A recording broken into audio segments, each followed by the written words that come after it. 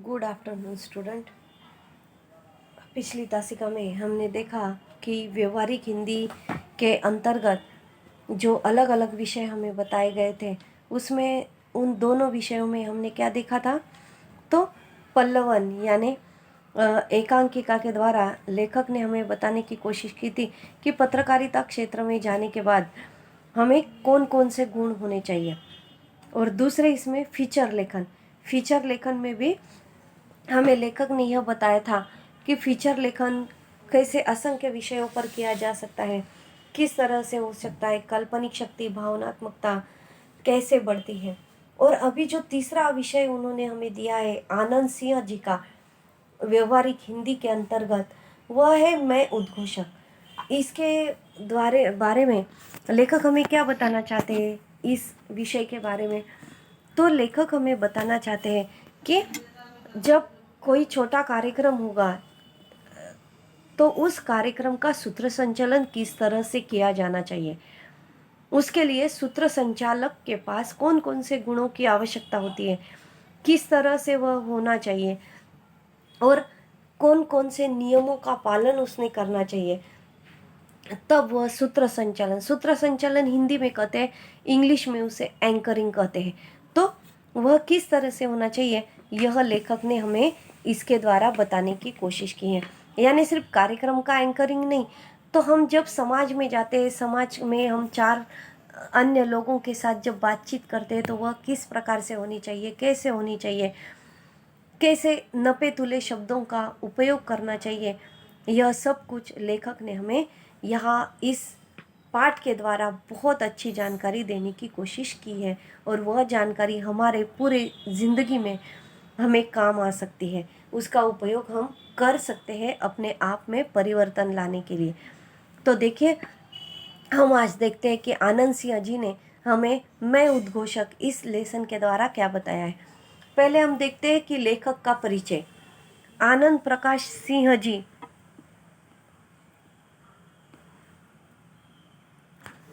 आनंद प्रकाश सिंह जी का जन्म 21 जुलाई 1958 को असम राज्य के धुबरी नामक स्थान पर हुआ।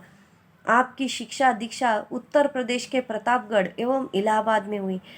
आपकी रुचियों और वृत्तियों ने आपको कविता, लेख, फिल्म, नाट्य और कला समीक्षा का हस्ताक्षर बना दिया। श्रेष्ठ उद्घोषक तथा सफल मंच संचालक के रूप में आपकी विशेष पहचान है। आकाशवाणी मुंबई में 29 वर्ष उद्घोषक के रूप में अपनी सेवाएं देकर आप अवकाश ग्रहण कर चुके हैं। देखिए, लेखक ने आकाशवाणी मुंबई में 29 साल तक उन्होंने सूत्र संचालक का काम किया हुआ है। इतने गाढ़े अभ्यासक और अनुभवी व्यक्ति जो है वह हमें बहुत ही छोटी छोटी बातें जो होती है सूत्र संचालक के पास होनी चाहिए, उन बातों का वह हमें अनुभव के द्वारा, अनुभव के साथ बहुत सारी जानकारी दे रहे हैं। तो देखिए, उद्घोषक अपनी सेवाएं देकर आप अवकाश ग्रहण कर चुके हैं।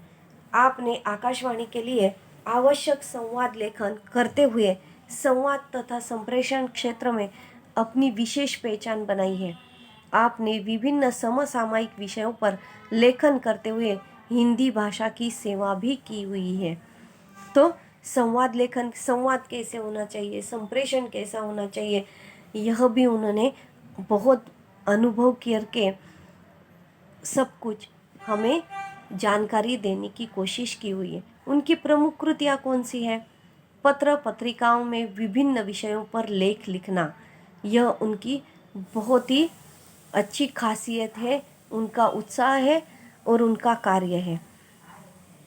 समीक्षाएं, कहानियाँ, कविताएं आदि उनकी प्रकाशित है। उन आत्मकथा में क्या दिया हुआ है, यह जो लेख हमारे सामने है वह एक उनकी आत्मकथा है, उनके विचार है और वह हमारे सामने वह प्रस्तुत करना चाहते, उनके अनुभव। आत्मकथा लेखन हिंदी साहित्य में रोचक और पठनीय लेखन माना जाता है। अपने अनुभव, व्यक्तिगत प्रसंगों को पूरी निष्ठा से बताना आत्मकथा की पहली शर्त है।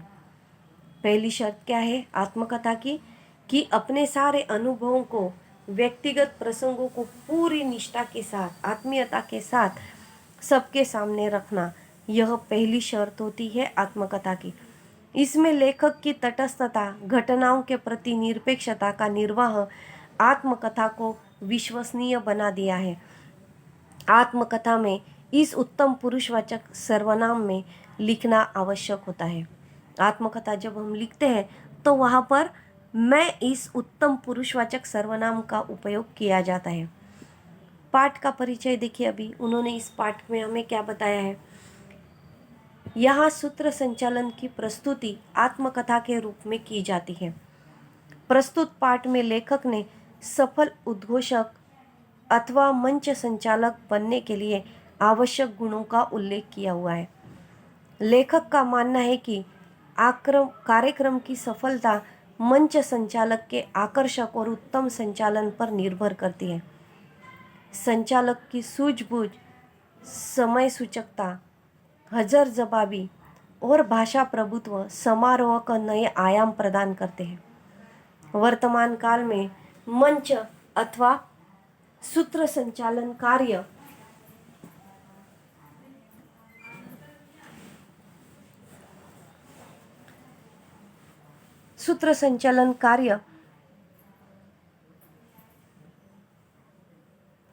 अपने आप में महत्वपूर्ण कार्य के रूप में प्रसिद्ध हो गया है। अभी देखिए, लेखक ने इस पाठ में हमें क्या बताया है कि लेखक का मानना है कि कार्यक्रम की सफलता किस पर निर्भर होती है, तो जो मंच संचालक होता है उस पर। आकर्षक और उत्तम संचालन यदि होता है तो वह कार्यक्रम को 4 चांद लगा देता है।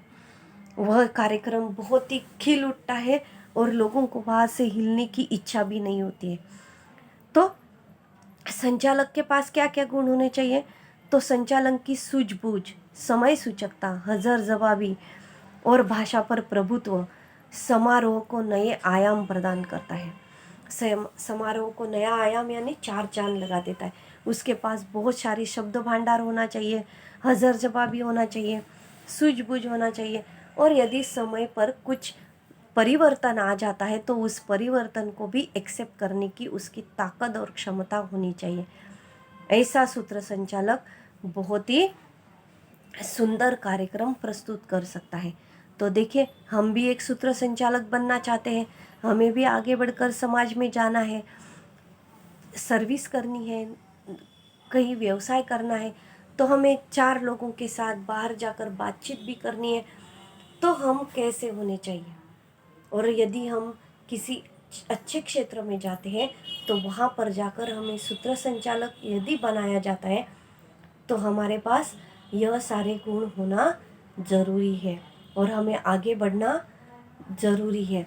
तो यह हमारे लिए खूब महत्वपूर्ण, बहुत ही महत्वपूर्ण जानकारी लेखक ने दी हुई है कि समाज का घटक बनते समय कैसे बनना चाहिए हमें। तो देखिए, मैं उद्घोषक हूँ। उद्घोषक के पर्यायवाची शब्द के रूप में मंच संचालक और अंग्रेजी में कहे तो एंकर हूँ। मंच संचालक और अंग्रेजी में एंकर हूँ। मंच संचालक श्रोता और वक्ता को जोड़ने वाली कड़ी है। मैं उसी कड़ी का काम करता हूँ। इसके लिए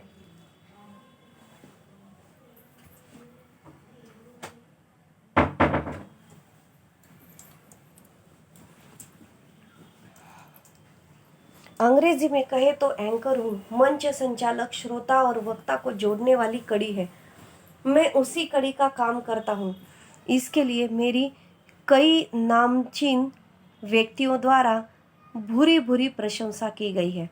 भारत रत्न पंडित भीमसेन जोशी जैसे हस्तियों के मुंह से यह सुनना कि बहुत अच्छा बोलते हो, अच्छे उद्घोषक हो, या मैं तो तुम्हारा फैन हो गया, तो सचमुच स्वयं को गौरवान्वित अनुभव करता हूँ। लेखक ने कहा है, देखिए कि जब ऐसे लोग सूत्र संचालक करने वाले की जब प्रशंसा करते हैं तो उसको बहुत ही अच्छा लगता है। और प्रशंसा भी कैसे, तो जो भारत रत्न पंडित भीमसेन जोशी है वह कहते हैं कि मैं तो तुम्हारा फ़ैन बन गया हूँ, तुम कितने अच्छे बोलते हो। तो भी और अच्छा लगने लगता है, खुद को गर्व महसूस होता है। तो किसी भी कार्यक्रम में मंच संचालक की बहुत अहम भूमिका होती है, क्योंकि वह पूरे कार्यक्रम को चलाता है। श्रोता और वक्ता यानी स्टेज पर बैठे हुए व्यक्ति और नीचे चेयर पर बैठकर कार्यक्रम सुनने वाले व्यक्ति, दोनों के बीच का यह एक पुल होता है, जिसे दुआ कहते हैं, कि वह दोनों को एक साथ जोड़े रखता है। तो वह जोड़ने का काम भी महत्वपूर्ण होता है, बहुत अहम भूमिका होती है। वही सभा की शुरुआत करता है, आयोजकों को तथा अतिथियों को वही मंच पर आमंत्रित भी करता है। वही अपनी आवाज़, सहज और हास्य प्रसंगों तथा काव्य पंक्तियों से कार्यक्रम की सफलता निर्धारित करता है। मैंने कई बार इस महत्वपूर्ण भूमिका का निर्वाह अत्यंत सफलतापूर्वक किया है, लेकिन यह सब यो अचानक नहीं हो गया। मैंने भी इसके लिए बहुत पापड़ बेले हैं। लेखक ने क्या कहा कि यह सब कुछ मुझे इतनी आसानी से और तुरंत नहीं आया है। मैंने भी बहुत सारा समय उसमें बिताया है, बहुत सारी छोटी छोटी बातों को मैंने सहा है, और फिर जाकर इतनी अच्छी सफलता मुझे प्राप्त हुई है। आरंभिक दिनों में मैं भी मंच पर जाते घबराता था। लेखक करे कि मैं खुद भी जब मंच पर जाने की नौबत आती थी तो मैं डरता था। माइक मुझे सांप के फन की तरह नजर आता था। देखिए लेखक क्या कह रहे कि मैं स्टेज पर जब जाता था तो मेरी कैसी अवस्था होती थी। पहले तो मैं घबराता था, माइक मुझे सांप की फन की तरह नजर आता था, दिल जोर जोर से धड़कने लगता था। मुझे याद है तब मैं 9वीं कक्षा का छात्र था। विद्यालय के प्रांगण में गांधी जयंती का आयोजन किया गया था और उसमें मुझे भी भाषण देने के लिए चुना गया था। लेखक कर कि मैं 9वीं कक्षा में था, गांधी जयंती के दिन भाषण देने के लिए मुझे स्कूल में चुना गया था। मंच पर जाते ही हाथ पैर थरथराने लगे। जो कुछ याद किया था लगा सब भूल गया हूँ। कुछ पल के लिए मैं होश ही खो बैठा हूँ, पर फिर खुद को संभाला। महान व्यक्तियों के आरंभिक जीवन के प्रसंगों को याद किया कि किस तरह कुछ नेता हकलाते थे, कुछ कांपते थे, पर बाद में वे कुशल वक्ता बने। ये बातें याद आते ही हिम्मत जुटाकर मैंने बोलना शुरू किया और बोलता ही गया। भाषण समाप्त हुआ, खूब तालियां बजी, बहुत वाह वाह मिली। कहने का मतलब यह है कि थोड़ी सी हिम्मत और आत्मविश्वास ने मुझे भविष्य की राह दिखा दी और मैं एक सफल सूत्र संचालक के रूप में प्रसिद्ध हो गया। हमारे पास हिम्मत और आत्मविश्वास होना ज़रूरी है।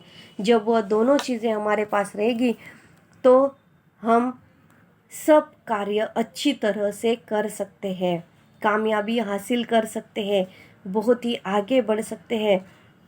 यह लेखक ने हमें समझाया है।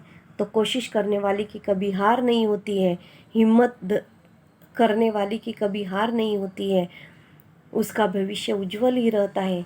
यह एक जीवंत उदाहरण लेखक ने हमारे सामने रखा हुआ है।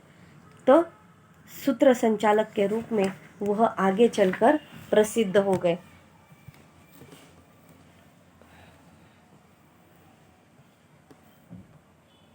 सूत्र संचालन के मुख्य 3 प्रकार है। अभी सूत्र संचालन जब किया जाता है तो वह 3 प्रकार से किया जाता है। शासकीय कार्यक्रम का सूत्र संचालन, दूरदर्शन हेतु सूत्र संचालन और रेडियो हेतु सूत्र संचालन। यह 3 जो है वह अलग अलग प्रकार है। और चौथा है राजनीतिक, सामाजिक तथा सांस्कृतिक कार्यक्रमों का सूत्र संचालन। शासकीय एवं राजनीतिक कार्यक्रम का सूत्र संचालन कैसे किया जाता है? तो शासकीय एवं राजनीतिक समारोह के पहले शासकीय और राजनीतिक कार्यक्रम का सूत्र संचालन किस तरह से होता है वह देखते हैं हम। शासकीय एवं राजनीतिक समारोह के सूत्र संचालन में प्रोटोकॉल का बहुत ध्यान रखना पड़ता है, क्योंकि वहाँ पर सारे शासकीय अधिकारी वर्ग होता है, कर्मचारी वर्ग होता है, उनके सामने कार्यक्रम को पेश करना सूत्र संचालन पर बहुत बड़ी जिम्मेदारी होती है। और वहाँ पर किसी का दिल नहीं दुखना चाहिए, किसी की पोस्ट पर, किसी की स्टेटस पर कोई अपशब्द बोला नहीं जाना चाहिए। ऐसे प्रोटोकॉल्स, बहुत सारे नियमों का ध्यान रखना पड़ता है। पदों के अनुसार नामों की सूची बनानी पड़ती है। पदों के अनुसार जो जिस पोस्ट पर काम कर रहा है उसके अनुसार उसकी सूची बनानी पड़ती है, लिस्ट बनानी पड़ती है। किसका किसके हाथों से सत्कार करना है, इसकी योजना बनानी पड़ती है। इस प्रकार का सूत्र संचालन करते समय अति अलंकारिक भाषा के प्रयोग से बचना चाहिए। वहाँ पर न पेतुले शब्दों में और किसी को खराब नहीं लगना चाहिए, ऐसे अच्छे और कम शब्दों में सूत्र संचालन शासकीय एवं राजनीतिक कार्यक्रमों का किया जाता है। अलंकारिक भाषा का प्रयोग वहाँ पर नहीं किया जाता है। तो दूरदर्शन और रेडियो का कार्यक्रम का सूत्र संचालन कैसे किया जाना चाहिए, तो उसके कुछ अलग नियम हैं। दूरदर्शन अथवा रेडियो पर प्रसारित किए जाने वाले कार्यक्रम समारोह की संपूर्ण जानकारी होनी चाहिए। कार्यक्रम की संहिता लिखकर तैयार करनी चाहिए। उसके पश्चात कार्यक्रम प्रारंभ करना चाहिए और धीरे धीरे उसका विकास करते जाना चाहिए। क्या कहा है लेखक ने कि जब रेडियो और दूरदर्शन पर सत्र संचालन करोगे तो उस कार्यक्रम की पूरी जानकारी हमें होनी चाहिए।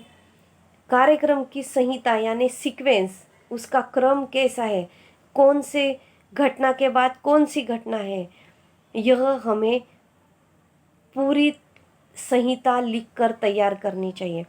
उसके पश्चात कार्यक्रम प्रारंभ करना चाहिए और धीरे धीरे उसका विकास करते जाना चाहिए। भाषा का प्रयोग कार्यक्रम और प्रसंगानुरूप किया जाना चाहिए। भाषा का प्रयोग कार्यक्रम किस तरह का है और प्रसंग कौन सा है, यह देखकर उसका सूत्र संचालन किया जाता है। रोचकता और विभिन्न संदर्भों का समावेश कार्यक्रम में चार चांद लगा देते हैं। स्मरण रहे, सूत्र संचालक मंच और श्रोताओं के बीच सेतु का कार्य करता है। सूत्र संचालक क्या करता है, मंच पर बैठे हुए सारे अतिथिगण, प्रमुख अतिथि और श्रोता के बीच का सेतु होता है, मार्ग होता है दोनों को जोड़ने का। सूत्र संचालन करते समय रोचकता, रंजकता, विविध प्रसंगों का उल्लेख करना आवश्यक होता है। कार्यक्रम समारोह में निखार लाना सूत्र संचालक का महत्वपूर्ण कार्य होता है। कार्यक्रम को निखार लाना है, उसको बहारदार बनाना है, यह काम सूत्र संचालक का ही होता है। कार्यक्रम के अनुसार सूत्र संचालक को अपनी भाषा और शैली में परिवर्तन करना चाहिए। जैसे गीतों का अथवा मुशायरे का कार्यक्रम हो तो भावपूर्ण एवं सरल भाषा का प्रयोग अपेक्षित है। तो व्याख्यान अथवा वैचारिक कार्यक्रम के संदर्भ के साथ सटीक शब्दों का प्रयोग आवश्यक है। सूत्र संचालन करते समय उसके सामने सुनने वाले कौन है, इसका भी ध्यान रखना चाहिए। यानी जब हम सूत्र संचालन कर रहे हैं तो सामने बैठा हुआ श्रोतागण किस प्रकार का है और स्टेज पर बैठे हुए अतिथि किस प्रकार के हैं, वह भी हमें ध्यान में रखकर हमारी भाषा शैली का प्रयोग करना जरूरी होता है। अच्छे मंच संचालक के लिए आवश्यक है अच्छी तैयारी। वर्तमान समय में संगीत, संध्या, बर्थडे पार्टी या अन्य मंचीय कार्यक्रमों के लिए मंच संचालन आवश्यक होता है। मैंने भी इस तरह के अनेक कार्यक्रमों के लिए सूत्र संचालन किया है। जिस तरह का कार्यक्रम हो, तैयारी भी उसी के अनुसार करनी चाहिए। जैसा कार्यक्रम होगा वैसी तैयारी करना जरूरी है सूत्र संचालक को। मैं भी सर्वप्रथम वह देखता हूँ कि कार्यक्रम का स्वरूप क्या है। लेखक भी वही बात बता रहे हैं कि जब मुझे सूत्र संचालन करना होता है तो मैं पहले देखता हूँ कि कार्यक्रम का स्वरूप क्या है, कैसा है, सामाजिक है, शैक्षणिक है, राजनीतिक है, कवि सम्मेलन है, मुशायरा है या सांस्कृतिक कार्यक्रम है। फिर उसी रूप में मैं कार्यक्रम का संहिता लेखन करता हूँ। फिर लेखक ने कहा कि मैं कौन से स्वरूप का कार्यक्रम है वह पहले देखता हूँ और फिर बाद में उसकी संहिता लिखता हूँ, उसकी तैयारी करता हूँ। इसके लिए कड़ी साधना व सतत प्रवास आवश्यक है।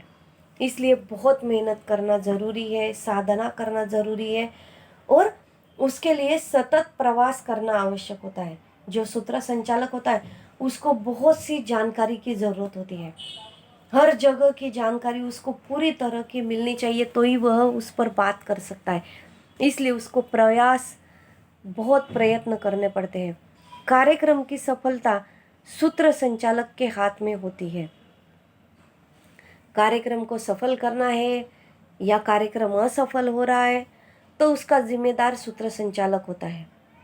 इसलिए अपना कार्यक्रम कितना प्रभावशाली करना है, कितना अच्छा करना है, यशस्वी करना है, यह सिर्फ सूत्र संचालक के हाथ में ही होता है। वह दो व्यक्तियों, दो घटनाओं के बीच कड़ी जोड़ने का काम करता है। इसलिए संचालक को चाहिए कि वह संचालन के लिए आवश्यक तत्वों का अध्ययन करे। अध्ययन करना भी ज़रूरी है, प्रयास करना ज़रूरी है, साधना करना ज़रूरी है। सूत्र संचालक के लिए कुछ महत्वपूर्ण गुणों का होना आवश्यक है। कौन कौन से गुण होने चाहिए सूत्र संचालक के पास? हंसमुख वह हमेशा होना चाहिए, हजर जवाबी होना चाहिए, यानी तुरंत समय पर कोई परिवर्तन आया तो उसे वह तुरंत अपने सूत्र संचालन में परिवर्तन करना उसको आना चाहिए। विविध विषयों का ज्ञाता होने के साथ साथ उसका भाषा पर प्रभुत्व भी होना चाहिए। कभी कभी किसी कार्यक्रम में ऐन वक्त पर परिवर्तन होने की संभावना रहती है तो वहाँ पर सूत्र संचालक के भाषा प्रभुत्व की परीक्षा होती है। पूर्व निर्धारित अतिथियों का न आना आदि आ भी जाए तो उनकी दिन भर की कार्य व्यस्तता का विचार करते हुए कार्यक्रम पत्रिका में सुधार करना पड़ता है। अभी सूत्र संचालक को क्या क्या ध्यान में रखना है देखिए, भाषा पर प्रभुत्व होना चाहिए, उसकी परीक्षा होती है। कोई अतिथि आते हैं, कोई नहीं आते हैं। जो नहीं आते हैं फिर उसमें परिवर्तन करना पड़ता है। जो अतिथि आए हैं वह दिन भर से व्यस्त यदि है तो कार्यक्रम को शॉर्ट में लेना ज़रूरी होता है, तो फिर उसको फिर से सूत्र संचालन में परिवर्तन करना पड़ता है। तो यह सब कुछ उसे तुरंत समय पर आना चाहिए, गड़बड़ नहीं होनी चाहिए। आयोजकों की ओर से अचानक मिली सूचना के अनुसार संहिता में परिवर्तन करना, संचालन करते हुए कार्यक्रम को सफल बनाना ही सूत्र संचालक की विशेषता होती है। तो आयोजकों ने जो भी परिवर्तन किया है उसकी सूचना यदि संचालक को मिल जाती है तो उस सूत्र संचालन करते समय उन सूचनाओं का भी जिक्र करना उसे ज़रूरी होता है, तो वह उसे आना चाहिए। सूत्र संचालक का मिलनसार होना भी आवश्यक है। उसका यह मिलनसार व्यक्तित्व संचालन में चार चांद लगा देता है। सूत्र संचालक को विविध विषयों का ज्ञाता होना भी आवश्यक है। यदि सूत्र संचालक भौतिकीय विज्ञान, परमाणु विज्ञान जैसे विषयों और विभिन्न राष्ट्रीय अंतर्राष्ट्रीय नेताओं के सामने कार्यक्रम का संचालन करता है तो संबंधित राष्ट्र तथा विषयों का ज्ञाता होना आवश्यक है। उसको बहुत सारी जानकारी तो होनी चाहिए, लेकिन राष्ट्रीय और अंतर्राष्ट्रीय नेताओं के बारे में भी जानकारी उसको रखनी चाहिए और सूत्र संचालन करते समय उनका जिक्र, उनका उल्लेख करना उसके लिए ज़रूरी होता है। अभी यदि भौतिकीय विज्ञान, परमाणु विज्ञान इस विषय पर कार्यक्रम है तो वैज्ञानिकों का और अंतर्राष्ट्रीय नेताओं का उसमें संबोध होना ज़रूरी होता है। हो तो संबंधित राष्ट्र तथा विषयों का ज्ञाता होना आवश्यक है। कड़ी साधना, गहराई से अध्ययन करते हुए विषय का ज्ञान प्राप्त कर सकते हैं। आकाशवाणी और सार्वजनिक कार्यक्रमों के मंच पर संचालन कार्य ने मेरे व्यक्तित्व को नई ऊंचाई प्रदान की है। लेखक क्या करे कि जब मैं आकाशवाणी और सार्वजनिक कार्यक्रमों का सूत्र संचालन करता था तो उन बातों से ही मेरा व्यक्तिमत्व बहुत खुला है। मुझे बहुत सारी बातों की जानकारी वहाँ पर हुई है, बहुत सारे असंख्य अनुभव मुझे आई है। इसलिए उन कार्यक्रमों की वजह से मेरा व्यक्तित्व निखर गया है, एक नई ऊंचाई पर मैं पहुंच गया हूँ। इस विषय में मेरी सफलता का प्रमुख कारण है मेरा प्रस्तुतिकरण, क्योंकि मंच संचालन की सफलता संचालक के प्रस्तुतिकरण पर ही निर्भर करती है। मैं इस बात का ध्यान रखता हूँ कि कार्यक्रम कोई भी हो, मंच की गरिमा बनी रहे। कार्यक्रम कैसा भी हो, लेकिन मंच पर सब कुछ हरा भरा लगना चाहिए। वहाँ पर समय 1 मिनट भी वेस्ट नहीं जाना चाहिए। इसलिए वह श्रृंखला जो है वह निरंतर कार्यरत रहनी चाहिए जब तक अतिथि और श्रोता सामने बैठे हैं। मंचीय आयोजन में मंच पर आने वाला पहला व्यक्ति संचालक ही होता है। एंकर उद्घोषक का व्यक्तित्व दर्शकों की पहली नज़र में ही सामने आता है। अतएव उसका परिधान, वेशभूषा, केश सज्जा इत्यादि सहज एवं गरिमामयी होनी चाहिए। उद्घोषक कैसा होना चाहिए? तो पहली नज़र में वह सबको अच्छा लगना चाहिए। उसका व्यक्तिमत्व, प्रेजेंटेशन अच्छा होना चाहिए।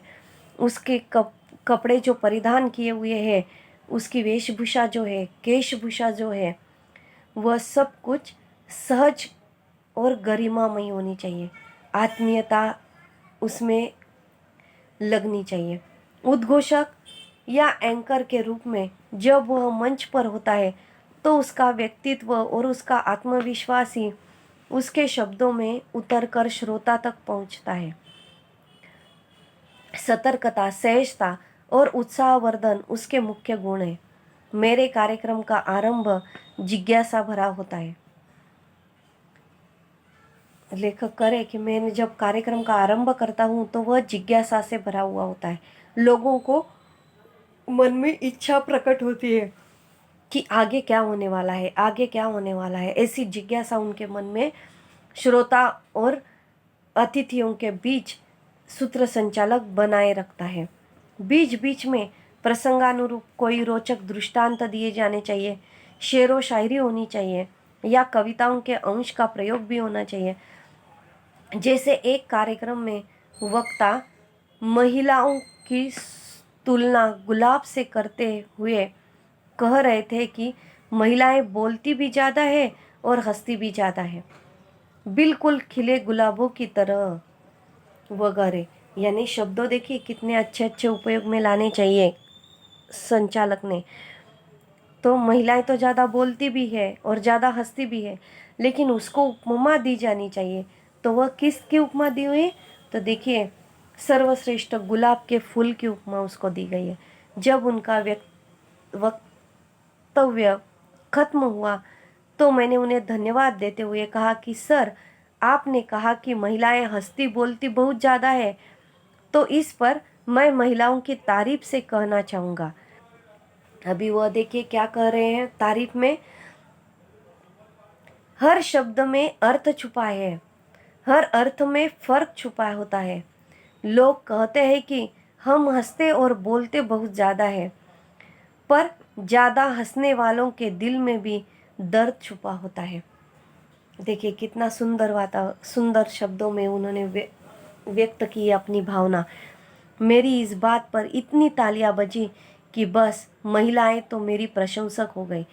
कार्यक्रम के बाद उन वक्ताओं ने मेरी पीठ थपथपाते हुए कहा, बहुत बढ़िया बोलते हो।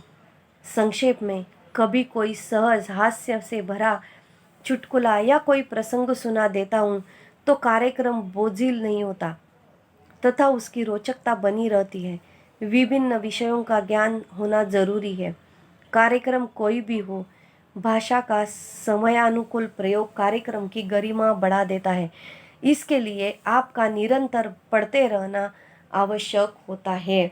अपने कार्यक्रम को यदि हमें सफल बनाना है, अच्छा बनाना है, तो हमें निरंतर पढ़ते रहना चाहिए, यह महत्वपूर्ण है। मैं भी जब छोटा था, अभी लेखक देखिए अपने बचपन की बात बता रहे हैं हमको। मैं भी जब छोटा था तो रोज शाम के समय नगर वाचनालय में जाता था। चंपक, चंदन, बाल भारती और चंदा मामा जैसी पत्रिकाएं पढ़ता था।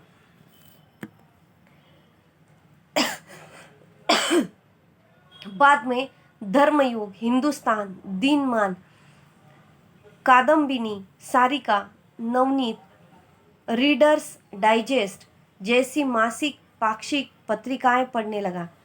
रेडियो के विविध कार्यक्रमों को सुनना बेहद पसंद था। ये सारी बातें कहीं न कहीं प्रेरणादायक रही तथा सूत्र संचालन का आरंभ स्तंभ बनी, आधार स्तंभ बनी। तो लेखक ने कहा कि जब से वह छोटे थे तब से उन्हें पढ़ना बहुत अच्छा लगता था। इसलिए सामाजिक जो नगर का वाचनालय होता है, सार्वजनिक वाचनालय, उसमें जाकर उन्होंने ऐसी छोटी छोटी पत्रिकाएं और किताबें पढ़ना शुरू किया, जिसका उपयोग उन्हें सूत्र संचालन करते समय, कार्यक्रम को चलाते समय प्रेरणादायी रहा है। मैं उद्घोषक एवं संचालक की भूमिका पूरी निष्ठा से निभाता रहा हूँ और श्रोताओं ने मुझे अपार स्नेह और यश से समृद्ध किया है। किंग ऑफ वॉइस, संस्कृति शिरोमणि, अखिल आकाशवाणी जैसे अनेक पुरस्कारों से लेखक को सम्मानित किया गया है। मैंने भी विज्ञापन देकर रेडियो उद्घोषक पद हेतु आवेदन किया था। 29 वर्ष तक मैंने वहां अपनी सेवाएं प्रदान की, इसका मुझे गर्व है। मैं उद्घोषक हूँ, शब्दों की दुनिया में रहता हूँ। जब रेडियो से बोलता हूँ तो हर घर, सड़क दर सड़क, गली गली में सुनाई पड़ता हूँ। तब मेरी कोई सूरत नहीं होती, मेरा कोई चेहरा भी नहीं होता, लेकिन मैं हवाओं की पालकी पर सवार दूर गांव तक पहुँच जाता हूँ। जब एंकर बन जाता हूँ तो अपने दर्शकों के दिलों को छू लेता हूँ। आप मुझे आवाज़ के पर्दे पर देखते हैं, मैं उद्घोषक हूँ, मैं एंकर हूँ। लेखक ने कितनी आसानी से कहा कि मैं किसी को दिखता नहीं हूँ, मैं किसी को देखता नहीं हूँ, मैं कहाँ पर जाता नहीं हूँ, आता नहीं हूँ, लेकिन मेरी आवाज़ हवा के द्वारा सब जगह पर पहुँच जाती है और पर्दे के पीछे रहकर भी मैं सब तक पहुँच जाता हूँ। यही मेरी खासियत है, यही मेरी विशेषता है। अभी वह सिर्फ छंद है, आवड़ है या अच्छा लगता है इसलिए सूत्र संचालन करना चाहिए, ऐसी बात नहीं है। तो जो अच्छा एंकर होता है ना, वह अपना रोजी रोटी का, अपने रोजंदारी का भी उसे माध्यम बनाता है। सूत्र संचालन के द्वारा उसको पैसे मिलते हैं, वह अपनी गृहस्थी चला सकता है, इतना पैसा वहाँ पर भी उसे मिल सकता है। तो रोजगार के अवसर कहाँ कहाँ पर मिल सकते हैं उसको एंकरिंग में, तो इस क्षेत्र में भी रोजगार की भरपूर संभावनाएं हैं। इसमें आप नाम दाम दोनों कमा सकते हैं। क्या कहा है लेखक ने, सूत्र संचालन जब करते हो तो आप वहाँ पर नाम भी कमा सकते हो और पैसा भी कमा सकते हो। मुझे भाषा का गहराई से अध्ययन करना पड़ता है। लोग भले ही कहे कि भाषा का अध्ययन क्यों करें, क्या इससे रोजगार मिलता है, पर मैं आज तक के अपने अनुभवों से कहना चाहता हूँ कि भाषा का विद्यार्थी कभी बेकार नहीं रहता है। सूत्र संचालन में भी भाषा की महत्वपूर्ण भूमिका है। भाषा की शुद्धता, शब्दों का चयन यानी शब्दों को चुनना, उनका उचित प्रयोग करना, किसी प्रख्यात साहित्यकार या व्यक्तित्व के कथन का उल्लेख कार्यक्रम को प्रभावशाली एवं हृदयस्पर्शी बना देता है। विभिन्न कार्यक्रमों के साथ आप रेडियो या टीवी उद्घोषक के रूप में भी रोजगार पा सकते हो। लेखक ने हमें कितनी अच्छी जानकारी यहाँ पर दी हुई है। देखिए, आप यदि उद्घोषक बनना चाहते हो तो आपके लिए यह बहुत ही महत्वपूर्ण बात है।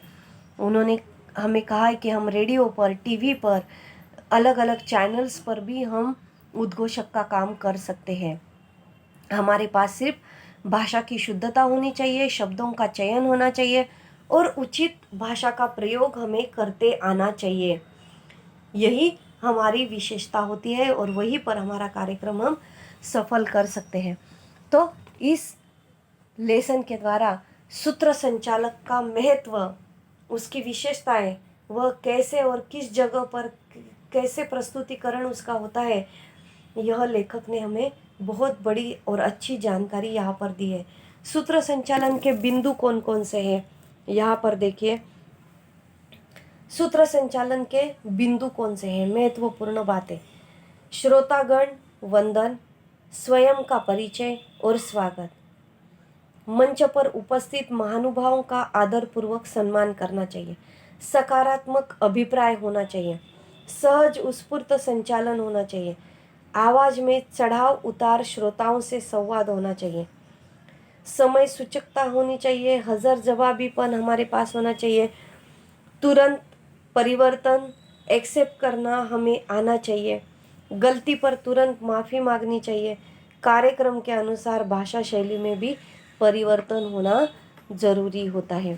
तो यह सारी बातें सूत्र संचालक यदि ध्यान में रखकर अपना काम करता है तो वह बहुत ही सफल सूत्र संचालक बन सकता है। कौन कौन सी तैयारी करनी चाहिए सूत्र संचालक को? उसका वाचन बहुत होना चाहिए, आकर्षक उसका व्यक्तिमत्व होना चाहिए, कार्यक्रम पत्रिका उसके सामने होनी चाहिए, भाषा शैली का विकास उसके पास होना चाहिए और शब्दों का उच्चारण करने की शुद्धता उसके पास होनी चाहिए। और महत्वपूर्ण बात, कार्यक्रम में समय सूचकता ज़रूरी होती है, वह सूत्र संचालक के पास होना ज़रूरी है। तो यहाँ पर हमने बहुत ही महत्वपूर्ण और अच्छी जानकारी प्राप्त की हुई है। अभी हम सोचते हैं कि जब भी हमें मौका मिलता है सूत्र संचालन करने का, स्कूल में, कॉलेज में या कहीं और सामाजिक क्षेत्र में, तो हम ज़रूर कर सकते हैं। इतना आत्मविश्वास लेखक ने हमारे अंतर्गत भर दिया है, तो हम ज़रूर यह कर सकते हैं। तो यहाँ पर दिया हुआ जो स्वाध्याय है, पाठ पर आधारित कुछ प्रश्न दिए हैं, उनके उत्तर आपको लिखने हैं और व्यवहारिक प्रयोग कैसे होना चाहिए, तो हिंदी दिवस के समारोह पर सूत्र संचालन कैसे किया जाएगा, यह भी लेखक ने यहाँ पर बताया हुआ है।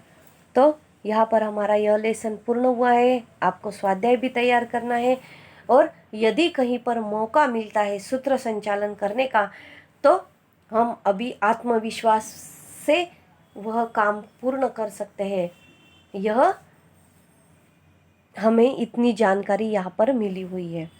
ठीक है, नेक्स्ट लेक्चर में हम नेक्स्ट लेसन की ओर जाते हैं। यहाँ पर हमारा यह लेसन कंप्लीट हुआ है।